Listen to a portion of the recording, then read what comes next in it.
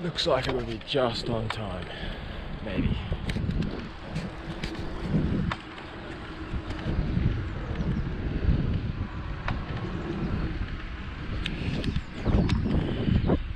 I'm almost on time, folks. Almost there.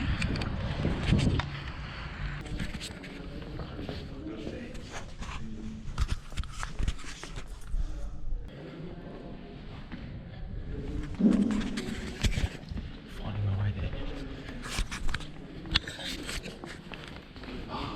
Not the wrong.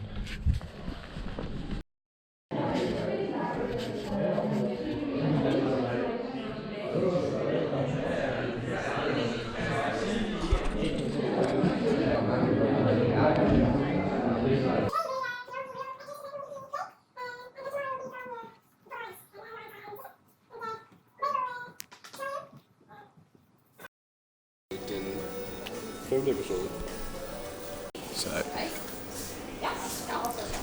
at the student cafe, I was day one of classes, mostly lectures, or today was just a lecture. I didn't film much of it, or much of me getting into it, because I was rushing around trying to find the place. All very lost and all very confusing where it was. Nowhere that, so that's the only lecture that's today. Most of it's just practical workshops, and I won't be able to film much of that because copyright and things like that. But I'll be able to tell you what happens in it. The class is all practical, so learning by doing. We've got, I think, till the end of the week to film our first film, which is going to be a lot of time. It's not a lot of time, so it's going to be all very quick and very fast, and everything's going to be learned by doing. It's all short films as well, so very different to feature-length films. All very different. For one thing, it's all about making things simple, trying to keep it short, little dialogue, no voiceovers at all. So all very different to things you might see in the big 2-hour Hollywood films. Whilst past Terence comes up with what he was thinking about, I think I'll take over from here. But what I was going to say, or thinking about saying, was that I won't be able to shoot. I'll be able to shoot behind the scenes sort of things, things we're doing behind the scenes, so us doing things out of the classroom.